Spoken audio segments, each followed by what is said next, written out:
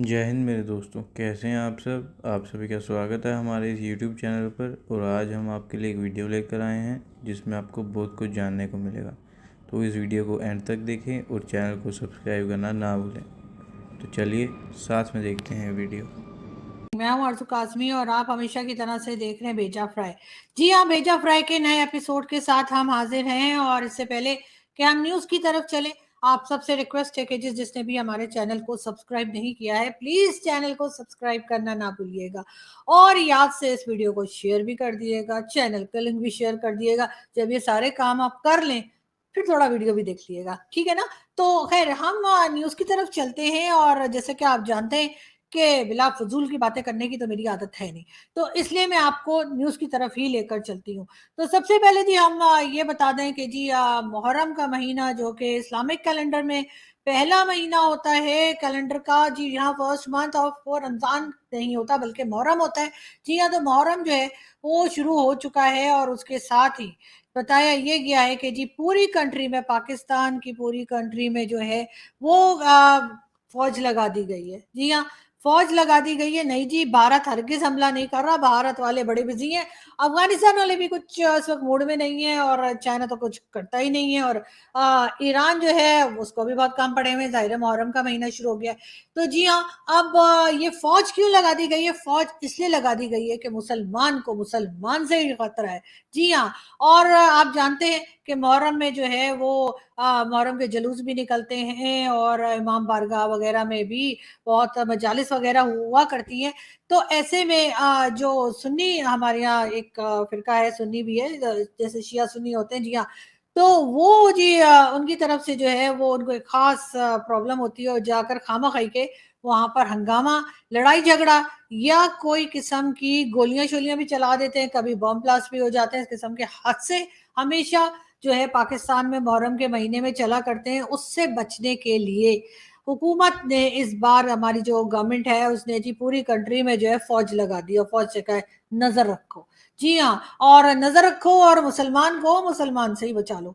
तो अब देखते हैं कि जी हम यही दुआ करते हैं कि अमन के साथ, सुकून के साथ ये जो मंथ है रमजान मुहर्रम का, ये निकल जाए। और खास तौर पे फर्स्ट से लेके और 10th मुहर्रम तक जो है जिसमें ताजिए भी निकलते हैं और कई तरह की मजालिस वगैरह होती हैं, उस वक्त काफ़ी ख़तरा रहता है कि कोई हादसा ना हो जाए। उससे बचने के लिए हुकूमत ने अभी से जो है ये सारी पाबंदियां लगा दी हैं। बहरहाल हम चलते हैं अगली न्यूज़ की तरफ। और नेक्स्ट न्यूज़ हमारे पास है जी बिल्कुल आपके फेवरेट इमरान खान साहब की। और इमरान खान साहब के बारे में तो हमने आपको बताया ही था कि जी खान साहब ने जो है वो जो फीमेल जज के बारे में रिमार्क्स दिए थे, उस पर उन्होंने अदालत में खड़े होकर माफी मांग ली है।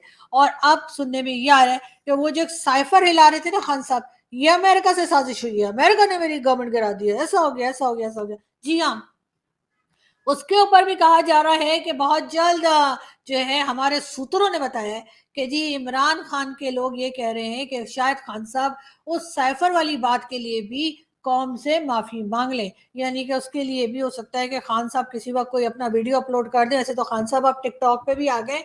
और लेकिन मैं टिकटॉक पे इतना कुछ नहीं करती, मुझे टिकटॉक इतना कोई खास पसंद नहीं। हाँ, इंस्टाग्राम पे हो तो खान साहब इंस्टाग्राम पे तो खैर है ही, लेकिन अब वो टिकटॉक पर आ गया। और अब जिस तरह की वीडियोस आने वाली हैं खान साहब की, सब सोच सोच के परेशान है कि पता नहीं अब क्या खान साहब अपलोड करने वाले हैं। लेकिन खैर इस वक्त खान साहब जो है वो यही कहा जा रहा है कि साइफर वाली बात के ऊपर भी लग रहा है कि खान साहब जल्दी माफी मांग लेंगे। लेकिन खैर वो माफी तो जब मांगेंगे तब मांगेंगे, लेकिन हम आपको अपडेट करते रहेंगे। लेकिन खैर हम दूसरी न्यूज की तरफ चलते हैं। हम आपको ये बता दें कि पाकिस्तान के दो लोग, जी हाँ, चेहरा हम आपको नहीं दिखा रहे, और आप ये मास्क हम इसीलिए दिखा रहे हैं ताकि हम चेहरा ना दिखाना पड़े।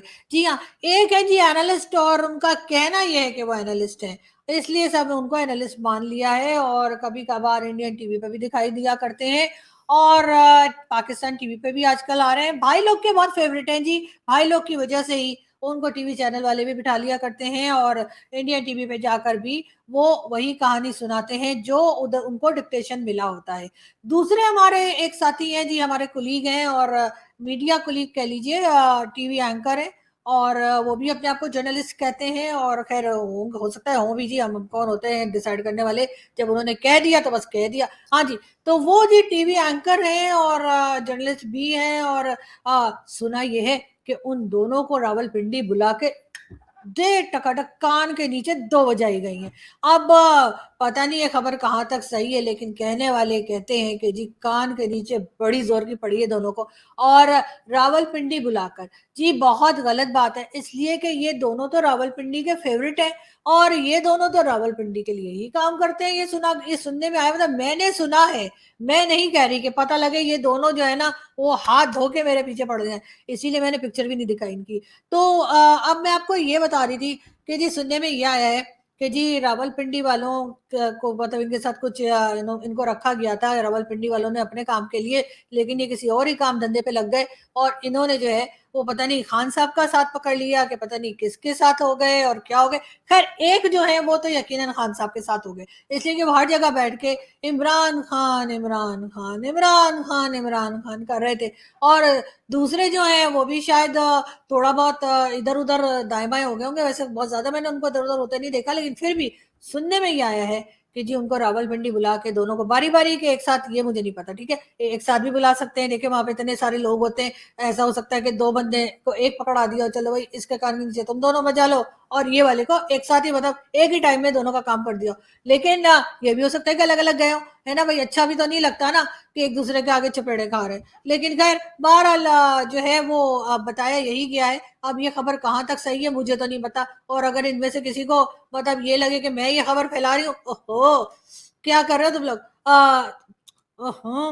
नहीं, ये एडिट कर देना यहाँ से अच्छा, ये दोनों नहीं थे, ये दोनों हरगिज़ नहीं थे, ये दोनों तो बिल्कुल भी नहीं थे। तो जी, ये जिनकी पिक्चर सामने आ गई थी वो हरगिज़ नहीं थे, और वैसे भी हम ही एडिट करने वाले हैं। यहाँ से एडिट कर देना, ये अत्तर काज़मी और ये जो है ना क्या नाम है इसका, कामरान शाहिद की पिक्चर को। अच्छा इन दोनों को नहीं चपेड़े पड़ी हैं, वो दूसरे थे कोई। हाँ जी, तो मैं बता रही थी कि ये दोनों जो है ना ये अतर काज़मी और जो कामरान शाहिद, हरगिज़ इनको थप्पड़ नहीं पड़े। वो कोई और लोग हैं जिनकी मैं आपसे बात कर रही थी, उनका भी हम जल्दी खुलासा करेंगे और बड़ी जल्दी हम उनकी पिक्चर्स आपको दिखाएँगे। तो इसलिए आप इन लोगों को इतना सीरियसली मत लिएगा। ख़ैर छोड़िए जी, क्या बेकार की बातों में आप लोग मुझे लगा देते हैं और मैं कहाँ की कहाँ निकल जाती हूँ। ख़ैर मैं अब बात कर रही थी आपसे हमारे आर्मी चीफ़ की। जी हाँ, हमारे आर्मी चीफ़ यानी कि जनरल आसिम मुनीर साहब। जी हाँ, सर को कौन नहीं जानता, सभी जानते हैं, और अगर कोई नहीं जानता तो हैरत की बात है कि क्यों नहीं जानता। मगर ख़ैर जनरल आसिम मुनीर ने जी अफ़गानिस्तान को कहा है कि जी आप लोग जो है यानी अफ़गानिस्तान में जो इस वक़्त गवर्नमेंट है तालिबान की, उनको कहा है कि जी ये जो टीटीपी वाले हैं ना, सँभाल के रखिए इनको। अच्छा, ये बार-बार आके हमारे यहाँ गड़बड़ करके जाते हैं, फिर हमें मत कहिएगा, फिर हम पता है मतलब उन्होंने यहाँ तक तो कहा कि जी तालिबान को उन्होंने यहाँ तक तो मतलब बोल के कहा कि देखिए जी, ये जो टीटीपी वाले हैं ना, इनको आप कंट्रोल कीजिए, बार-बार आके हमारे यहाँ अटैक कर रहे हैं, और अगर आपने ऐसा ना किया, तो फिर जो फ्यूचर है या जो आगे जो है, वो हम देख लेंगे। यहाँ तक कह दिया। उसके बाद दिल में उन्होंने कहा, अंदर घुस के मारेंगे। ठीक है? ये उन्होंने दिल में कहा, और ये उन्होंने दिल में कहा, उन्होंने मुँह पे हरगिज़ नहीं कहा कि घुस के मारेंगे। उन्होंने सिर्फ़ ये कहा कि जी टीटीपी वालों को सँभाल लीजिए, ये बार-बार आके हमारे यहाँ अटैक कर रहे हैं, और अगर ऐसा ना किया गया और अफ़गानिस्तान के तालिबान ने टीटीपी को कंट्रोल ना किया, फिर हम देख लेंगे। लेकिन पता नहीं क्या बात है कि हम लोग बात करते हैं अफ़गानिस्तान वालों से, हम उनसे जो मर्ज़ी बात करें, ठीक है ना जी? हम उनको धमकियाँ दें, हम उनके पाँव पड़ें, हम उन्हें हाथ जोड़ें, हम उन्हें कहें प्लीज़ तालिबान को रोक लीजिए। हम या फिर हम उन्हें कहें प्लीज़ टीटीपी को रोक लीजिए। ये हमारा और अफ़गानिस्तान का मामला है। हमारी फ़ौज जैसे मर्ज़ी बात करे, हमारी एस्टेब्लिशमेंट जैसे मर्ज़ी अफ़गानिस्तान के साथ बात करे, कहवा पिएँ या वहाँ जाके मिन्नतें करें। ये हम जानें और वो जानें। मुझे समझ नहीं आती कि इंडियंस को क्या प्रॉब्लम है। आखिर इंडियंस क्यों बार-बार जो है वो हमारे बारे में बातें करते हैं। अब यही देख लीजिए कर्नल दानवीर और रोहित को किस तरह से हमारे बारे में बात कर रहे हैं कि जी हमारे आर्मी चीफ ने अगर धमकी दी है तो उसका रिज़ल्ट क्या होगा? इनसाइड आउट तो जानते हैं, क्या इनकी धमकी टीटीपी को रोक पाएगी? अरे कुछ नहीं, फ्रॉड है। इनकी धमकी कोई कुछ नहीं रोक पाएगी। अगर इतना रोक पाती धमकियां तो ये अभी तक रुक ना जाते। और अगर इन्होंने टीटीपी के साथ पंगा दिया, देखिए इसको आप रणनीति को समझिए। टीटीपी चाहता है कि उसके खिलाफ ये कार्रवाई करें, और वो चाहता है कि अफगानिस्तान में बेसिस को हिट करें। आप इंडिया नहीं है कि आप जाके और वहां पर सर्जिकल स्ट्राइक कर देंगे, और अफगानिस्तान और पठान पाकिस्तानी नहीं है। कि वो 2 चांटे खा के बैठ जाएंगे और फालतू की बातें कर करा के और अपना हौसला अफजाई करेंगे, लेकिन लड़ेंगे नहीं। ये फर्क है। पाकिस्तान हिंदुस्तान नहीं है और अफगानिस्तान पाकिस्तान नहीं है।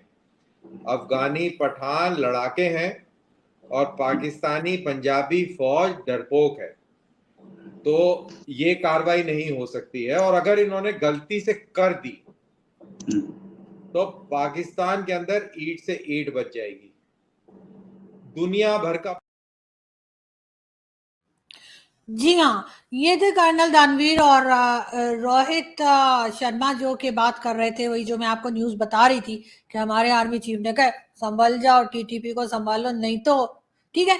तो अब वो कह रहे हैं कि जी अगर ऐसा हुआ तो फिर अफगानिस्तान के जो तालिबान है या टीटीपी है और ये सब मिलकर ईंट ईंट बजा देंगे। ऐसे कहे तो ठीक ही रहते, मगर कहना तो नहीं चाहिए ना। मतलब आप कुछ भी बोलेंगे हमारे बारे में, ये तो हमें भी पता है कि जी अगर हमने वहां जाके पठानों को छेड़ा और वहां जाके तालिबान को कहा कि चलो चलो जी टीटीपी को कंट्रोल करो, नहीं तो तुम्हारी, तो उसके बाद जो हमारा होगा तो फिर हम तो कहीं मुंह दिखाने। अच्छा छोड़िए छोड़िए इस खबर को। मैं ये कह रही थी कि कुछ और बात करते हैं। ऐसी क्या बात है, हम लोग हैंडल कर लेंगे। मुझे नहीं पता कि ये हमारे इंडियन दोस्त जो हैं वो आखिर इस किस्म की नेगेटिव बातें हमारे बारे में क्यों फैला रहे हैं, जैसे हम कुछ हैंडल नहीं कर सकते और हमारी फौज जो है वो इस काबिल नहीं है कि वो जाके टीटीपी वालों को मजा चखाए। इतने दिनों से टीटीपी को मार तो रहे हैं हम लोग वहां केपी के बॉर्डर पे, तो वो क्या हो रहा है वहां पे? क्या पकौड़े तले जा रहे हैं? वहां पे मार काटी तो हो रही है, वो आप लोगों को दिखाई नहीं देता है। बस आप लोग ऐसे ही उठ के कह देते हैं। अब जाहिर है लड़ लड़ के थक गए, तो हमारे आर्मी चीफ ने कह दिया तालिबान को जरा कि भाई थोड़े दिन के लिए संभाल लो ना, रोको उनको, नहीं तो फिर देख लेंगे। उनका मतलब था थोड़े दिन संभाल लो, रोक लो, फिर देख लेंगे। उसका मतलब हरगिज ये नहीं था कि हम लड़ना नहीं जा रहे। लेकिन ये जरूर है कि अगर तालिबान ने टीटीपी को ना रोका तो हम अंदर घुस के मारेंगे, और उसके बाद क्या होगा वो तो हम बाद में ही बताएंगे ना आपको। अभी हमें क्या पता बाद में क्या होगा।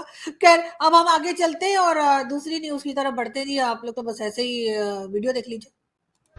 बिस्मिल्लाहिर्रहमानिर्रहीम। मेरे पाकिस्तानियों, शाम को 8:30 बजे साइफर की साजिश के मुतल्लिक और जिसकी वजह से रजीम चेंज हुआ, इसके सारे हकायक आपके सामने रखूंगा, और कैसे ये करप्ट इंपोर्टेड हुकूमत ने अपने पैर पे कुल्हाड़ी नहीं मारी, कुल्हाड़ा मारा है। जी ये इमरान खान थे जो कह रहे थे कि जी जो गवर्नमेंट इस सकता है उसने अपनी पांव पे कुल्हाड़ी नहीं कुल्हाड़ा मारा है। अब कुल्हाड़ा क्या होता है ये तो इमरान खान को ही पता होगा। लेकिन ये जरूर है, कह सकते इमरान खान का मूड बहुत खराब है और अपने ही लोगों से हाथ नहीं मिला रहे वो उठकर। जैसे कि असद उमर साहब गए इमरान खान से मिलने, जब अदालत में पेश हुए थे। एक तो इतने केसेस है ना खान साहब के, वो घर में कम और अदालत में ज्यादा रहते हैं। तो इमरान खान से जब असद उमर साहब ने हाथ मिलाया तो खान साहब ने बैठे ही बैठे हेलो हेलो कर ली, उठने की जहमत लगा बाय गॉड, लेकिन मेरा खून खौल उठा है। एक बेटी का बाप हूं, और ना भी होता तो शायद यही कहता कि जो समाज अपनी औरतों को इज्जत नहीं दे सकता, उसे अपने आप को इंसानी समाज कहने का कोई हक नहीं है। और सबसे ज्यादा शर्म की बात पता क्या है? कुछ लोग राह चलते किसी लड़की की हैरेसमेंट को भी जस्टिफाई करने की औकात रखते हैं। साले, लड़की ने छोटे कपड़े पहने क्यों? लड़की रात में घर से बाहर गई क्यों? अरे शर्म करो यार।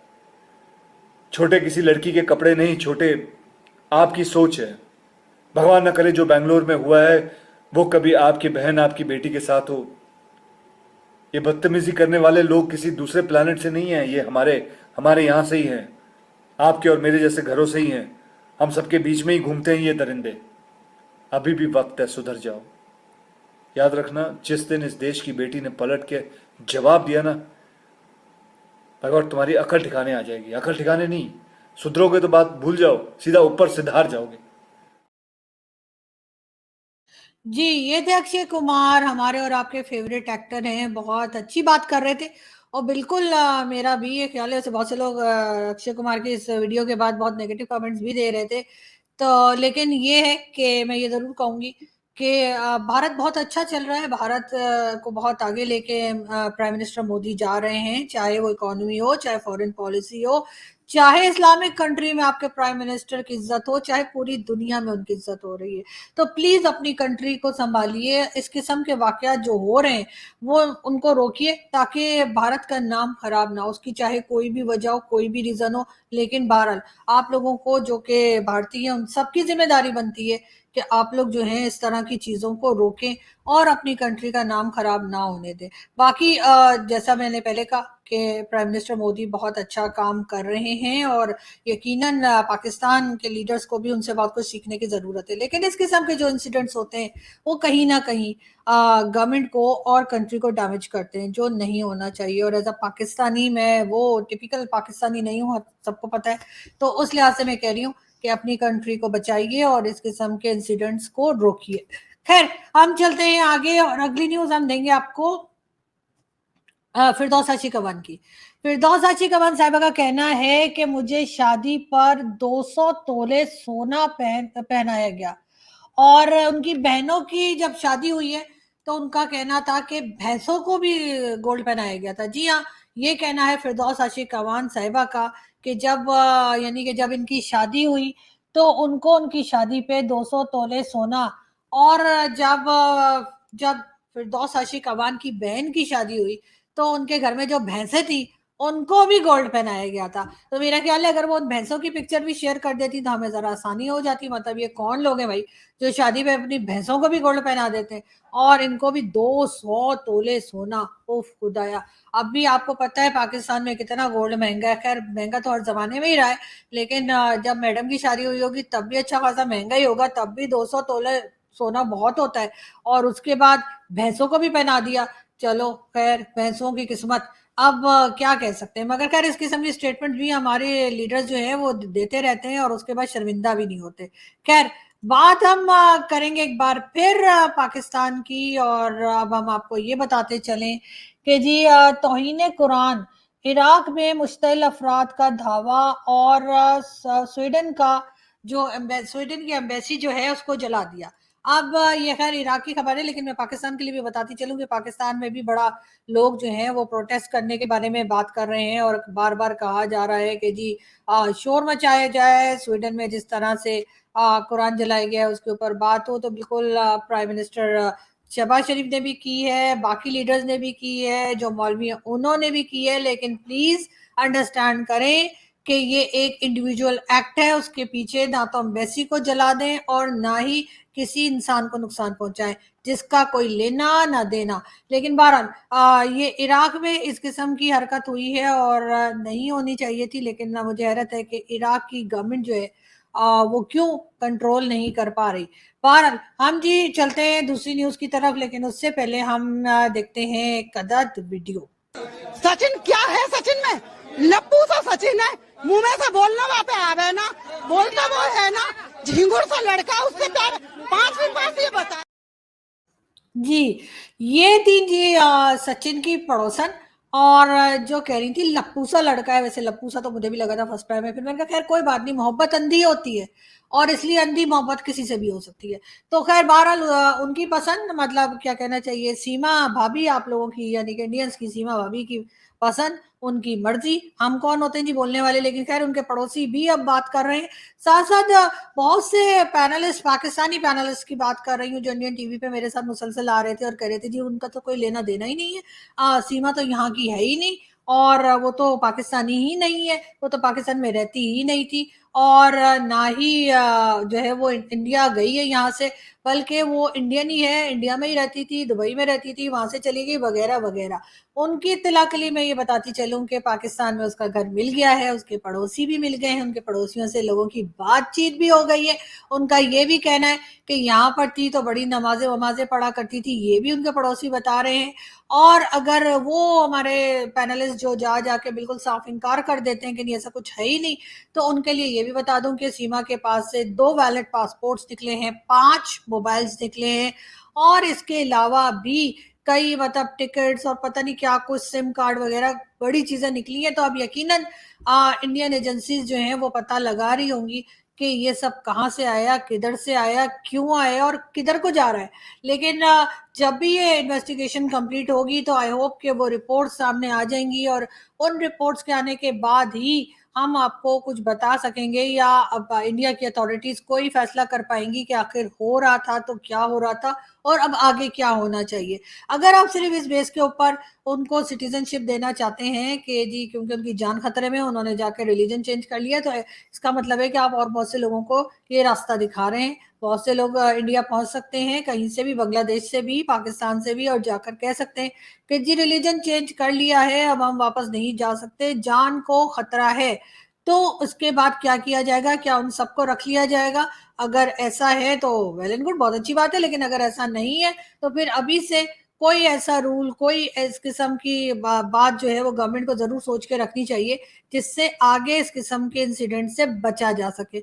बहरहाल हम चलते हैं जी अगली न्यूज की तरफ, और हम आपको ये बता दें कि इमरान खान के जो बहुत पहले एक बड़े अच्छे साथी रहे हैं जिन्होंने खान साहब को जो है वो इधर प्राइम मिनिस्टरशिप तक पहुंचाया, जहांगीर तरीन खान साहब, उनका कहना है 300 यूनिट बिजली मुफ्त, कम से कम तनख्वाह जो है वो 50,000 होगी। जी हाँ, ये कहना है जहांगीर तरीन खान साहब का कि अगर उनकी पार्टी पावर में आई, यानी उनकी पार्टी ने गवर्नमेंट बनाई और वो क्योंकि प्राइम मिनिस्टरशिप के लिए भी कैंडिडेट हैं, तो अगर वो प्राइम मिनिस्टरशिप तक पहुंचे तो उनकी पार्टी जो है वो कम से कम 300 यूनिट जो है, जो कि अब पर यूनिट 50 रुपीज का कर दिया गया है गवर्नमेंट की तरफ से। और साथ साथ ये खुशखबरी भी दे दी गई है कि जी जिन जिन लोगों के घर में बिजली का बिल आता है वो आप रेडियो की भी फीस देंगे और टीवी चैनल्स की फीस तो बेचारे पहले ही भर रहे थे। तो जी जिसके पास टीवी सेट है, यानी TV set, sorry TV channel नहीं, टीवी सेट, अगर जिसकी किसी के पास टीवी सेट है या टीवी सेट नहीं है तो भी कोई बड़ी बात नहीं है, तब भी उनको टीवी फीस देनी पड़ रही है। अभी बिजली के बिलों में टीवी फीस आ रही है।